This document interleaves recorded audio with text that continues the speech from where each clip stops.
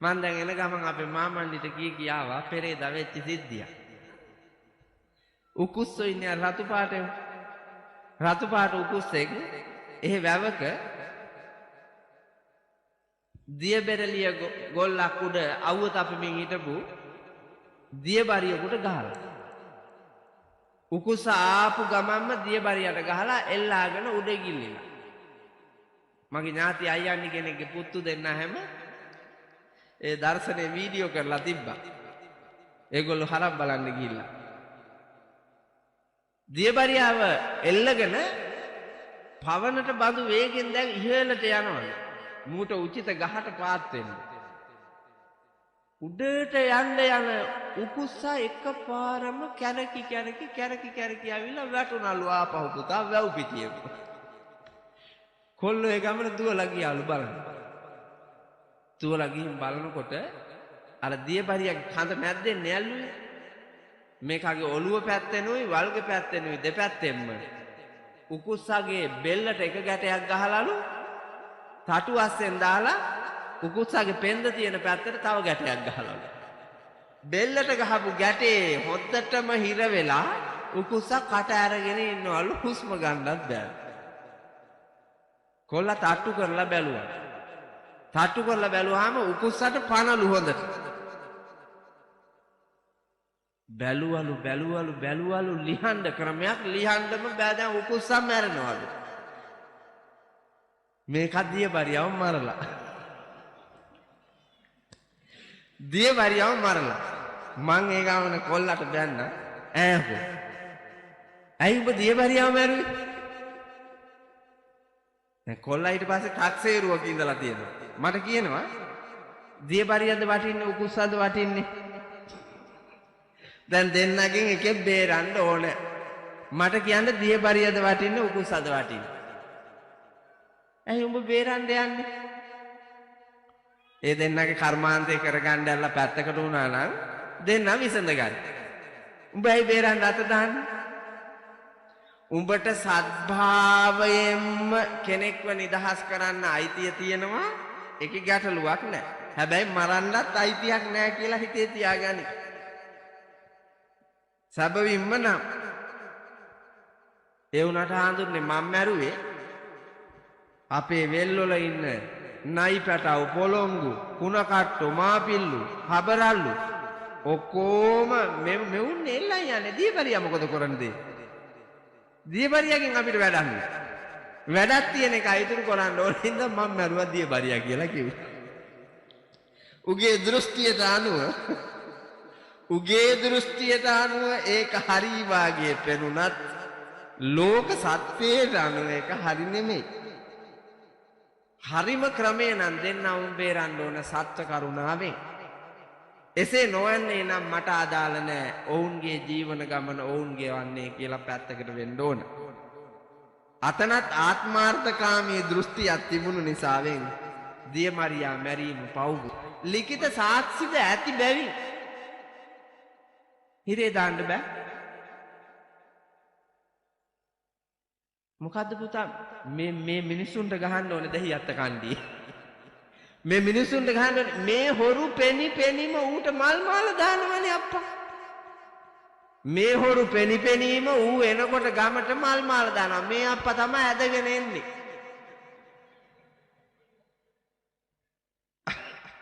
අර හොරු ඇදගෙන ඇවිල්ලා මේ එන්නේ මගේ ලොකු එකා.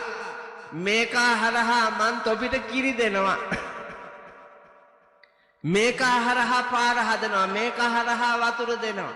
මේකා හරහා සියලු පෝෂණය සාධනය කොට සුරවිමනක් වාගේ කරනවා. දෙහියත්ත කණ්ඩිය ගහපියව මට.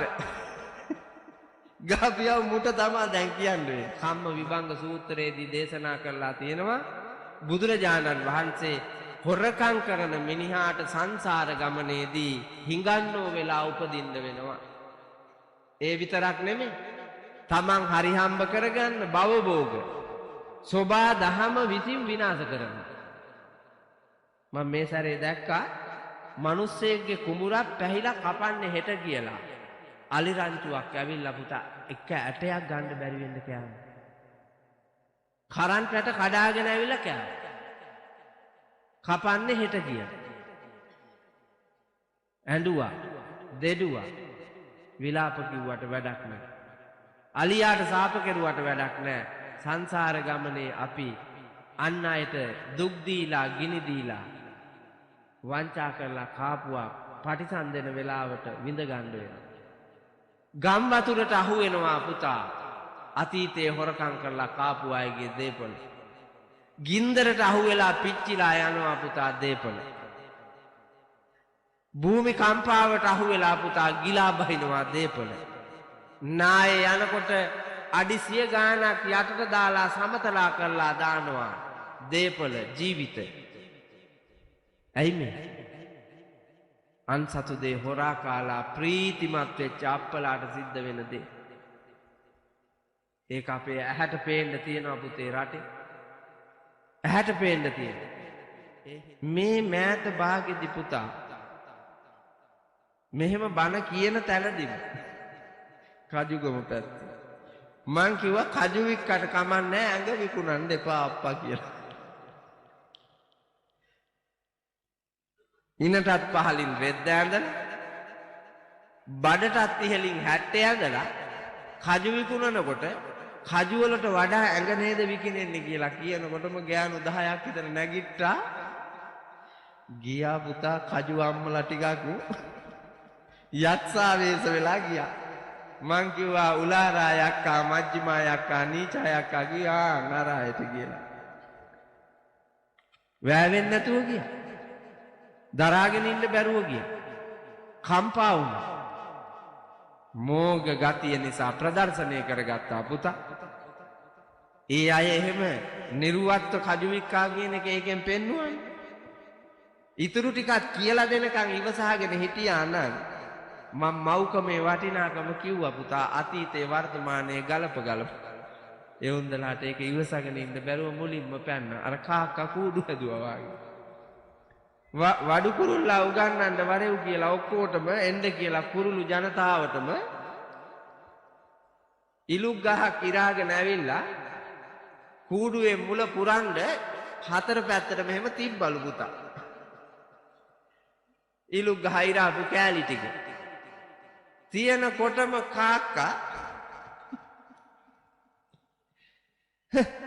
මේක පණ්ඩිත් යකෝ අපිටත් බැරිය මෙවර උයන්න කියලා කොබෙයියයි පරෙයියයි එහෙම ඇදගෙන මේ කාකා ගියාලු යන්නේ. අදටත් මෙවුන්ට කූඩුවක් නැහැ. කෝටු තිබ්බා බිත්තරේ දැම්ම බිත්තරේ බිම. එහෙමමනේ කරන්නේ. කොහා ආවෙම නෑලු. ඇටයක් විතර වඩුවා ගාවට තොපි යනවා. මන්නන් එන්නේ ඕක ගාවට කියලා කොහා ආවෙම නෑලු. ඒකට ඇත්තෙම නෑ. බිත්තර බර වෙනකොට කාගේ හරි එක්ක දැම්ම ගියා. ඒ වාගේ જાතියක් පුතා මේ බනහන ගොඩේ ඉන්නවා. සමහරු අපිට බෑ කොපිපලයව කියලා බනහන් දාපු නැති මෙවුනුත් ඉන්නවා. ආපියුන් අතරෙත් ඉන්නවා පුතා අර જાතිය. ඔය බන්නන් අය මොනවද කියලා මගින් පයින්නවා. සමහරු අවසාන වෙනකන් ඉඳලා යම් ප්‍රමාණවලට ගැට ගහගෙන ජීවිතේ තනා ගන්නවා පුතා. එහෙම ලෝකයක් තියෙන. ඒ හින්දා අවබෝධයෙන් අවධානයෙන් ඉන්න ඕනේ සමාජයේ යමක් කියලා දෙනකොට. එතකොට ඒක ගන්න පුළුවන්. උලාරා දැන් අපි හිතමුකෝ මෙහෙම මුවගම්මන පන්සලේ තරුණ ස්වාමින් වහන්සේලා දෙන්නෙක් ඉන්නවා. හිතමු එහෙම උදාහරණයකට. එක්කෙනයි ඉන්නේ. එක්කෙනයි ඉන්නේ. මම උදාහරණයකට හිතනවා දෙන්නෙක් ඉන්නවා කියලා. දෙන්නෙක් ඉඳලා මුවගම්මන දායක සභාවේ යම් පවුලකින් දානෙ ගෙනල්ලා මල් පූජාවට ඇවිල්ලා බෝධි පූජාවට ඇවිල්ලා එක ස්වාමින් වහන්සේ කෙනෙක් එක්ක එක දායක මහත්තයෙකුගේ දියණියක් වූ අංගනාවක් ප්‍රේම සම්බන්ධතාවයක් පටලවා ගන්නවා. පටලවාගෙන එක දවසක් හඳ ඇති ඇසළ පොය දවසක අපි දෙන්නා යමු කියලා අබිනිෂ්ක්‍රමණය කරන්න නෙමෙයි. අබිනිෂ්ක්‍රමණය කරලා ඉඳලා ආපහු ගිහි ගෙට යන්න යමු කියලා දෙන්න යනවා. පැනලා යනවා.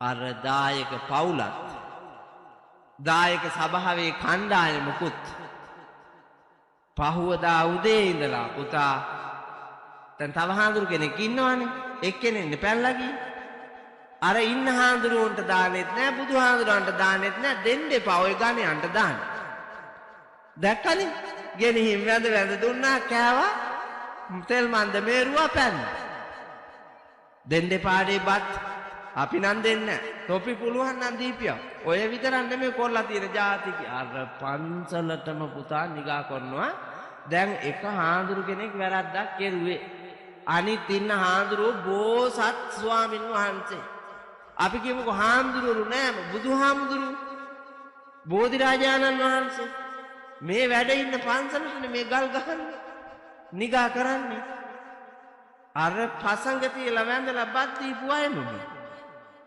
යක්කා පුතා අර හොඳේ වූ යකා වැහෙන වෙලාව පාඩුවක් වෙනකොටම අලාබයි කියලා දැනෙනකොටම පටන් ගන්න ගල් ගහන්න නිඳා කරන්න ඒ යකා දැන් වැරද්ද කෙරුවේ කවුද තමන්ගේම කෙල්ල පන්සලේ හාමුදුරුවොත් එක්ක පැනලා ගියා එතකොට තමන්ම බඩේ ඉඳලා හදාගෙන ආපු කෙල්ල හදා ගන්න බෑ අර කොහෙන්දෝ ඇවිල්ලා මහාන වෙලා හිටපු මේ තරුණ ස්වාමීන් වහන්සේ තමයි හදන්න යන්නේ ඊට පස්සේ මේ අම්මයි තාත්තයි කරන්නේ කෙල්ලට බබා හම්බෙන්න 7 මාසෙ පිරෙනවා කියනකොට මේ කැක්කුම හැදිලා ගින් අරකි ගෙනල්ලා ඉවරලා අනිත් හාමුදුරුවෝ ගාවට එනවා සෙත් පිළිත් කියන්නලු අර දන් දෙන්න නැතුව බැනපු අනිත් හාමුදුරුවන්ට එන්නලු සෙත් පිළිත් කියන්න කඹුරාපන් ඇයි බොලන්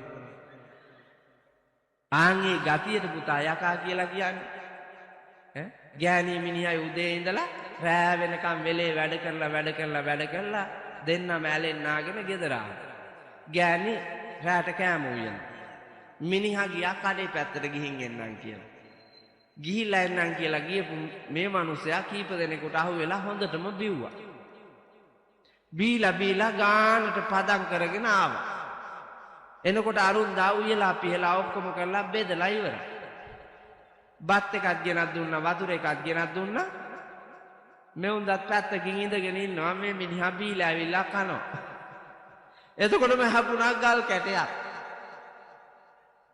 පරාරි ගාලා හැපුණා ගල් කැටේ හැපෙනකොටම බත් පිඟාන අර ගෑණිගේ ඔළුවට උඩින් ගියා අර එකට වැඩ කර ඉඳලා සෙනෙහ බරව ඇවිල්ලා ඇලෙන් නාලා කොන්දත් අතුල්ලලා ගෙදරට එක්කන් ඇවිල්ලා තේත් හදලා දීලා ගිහිල්ලා ආවාට පස්සේ මේ වෙරි වෙලා ආපු කූතාණ්ඩියාට බත් එකයි වතුර එකයි අතට දීලා ප්‍රාතිහාර්ය පාපු මේ ගෑණිට කරපු දේ බලන්නකෝ අරකම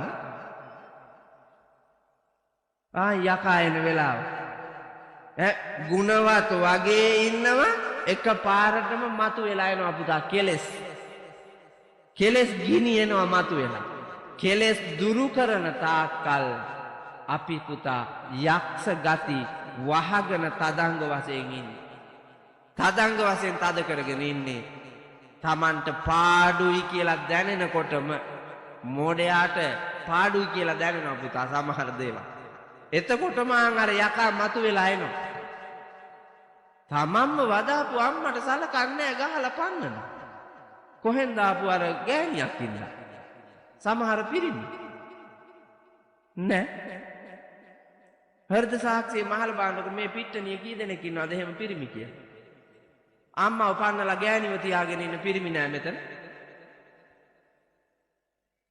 බාගෙට බාගයක් අම්මට සලකන්නේ ගෑණිට සලකන්නේ මන් දන්නේ නැහැ කියලා මන් දන්න ඒ වගේ මේ ගෑණි අර අරුන්දා හදාපු කොල්ලාව අරගෙන අවුරුදු 25 දී 30 දී ඌ සතු සම්පත් උගේ ශක්තිය මේ ගෑණි කකා අර ගෑණිට වල කපනවා මේ ගෑණිගේ ඔඩොක්කුවේ ඉන්න කොල්ලා ලොකු වෙලා ඌ ගෑණියක් ගෙනාපු දවසට මෙවුන්දට තලනකොට මතක් වෙනවා එතකොට වැඩේ වෙලා ඉවරයි මේ දෙක බැලන්ස් කරලා හිතා ගන්න බැරි නම් මේ දෙක කිරලා මැනලා හිතා ගන්න බැරි නම් මොකද්ද පුතේ බෞද්ධකම? මොකද්ද අපිට තියෙන බුද්ධිය? මේ කීප දෙනාට සමගියෙන් ඉන්න බැරි නම් කොහොමද අපි ලෝකයක් හදන්නේ? රටක් හදන්නේ? ඔය පාර්ලිමේන්තුවේ ඉන්න භාගයට භාගයක් පුතේ දික්කසාද වෙච්ච අප්පලානේ.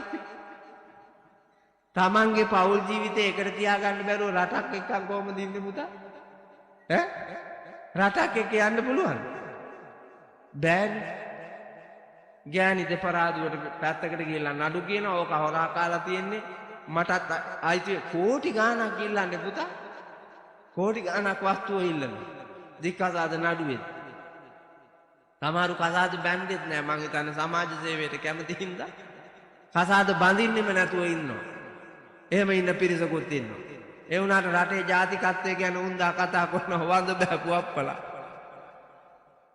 කේලෑරි වෙච්ච මහ පව් ජීවිත තියෙන පරිසරයක් පුතේ අපිට තියෙන.